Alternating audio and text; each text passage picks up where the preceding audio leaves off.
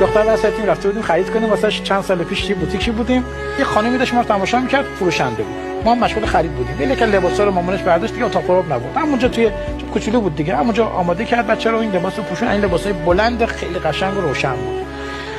مامان خیلی قشنگه، مامان خیلی قشنگه. گفت آره دخترم دیگه در بیار. بعد من گفتم خانم چقدر میشه؟ بعد گفت من در نمیارم. خانم داشت من نگاه می‌کرد.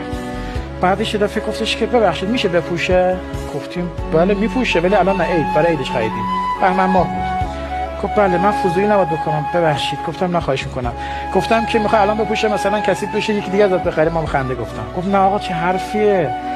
پسندی؟ گفتم بله. بعد حساب کردم.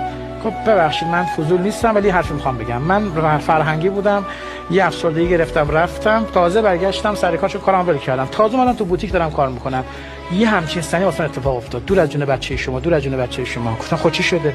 گفت دختر من همچین فضایی رو لباس پوشوندن. گفت ما هم الان بپوشن. گفتم نه برای عیدته. دختر من هیچ به عید نرسید، توی سانحه‌ای از تصادف کرد. بعد گفت خواهش میکنم همین لحظه الان دریابی. من همون لحظه این اتیکت مارکو کندم، گفتم بپوش کیفشو ببر. الان 6 سال از اون موضوع میگذره، هر جا میریم لباس نو رو همونجا میپوشن بچهای من. بچهای ما لباس نو از مغازه میان، از فروشگاه میان بیرون. و یاد گرفتیم در لحظه زندگی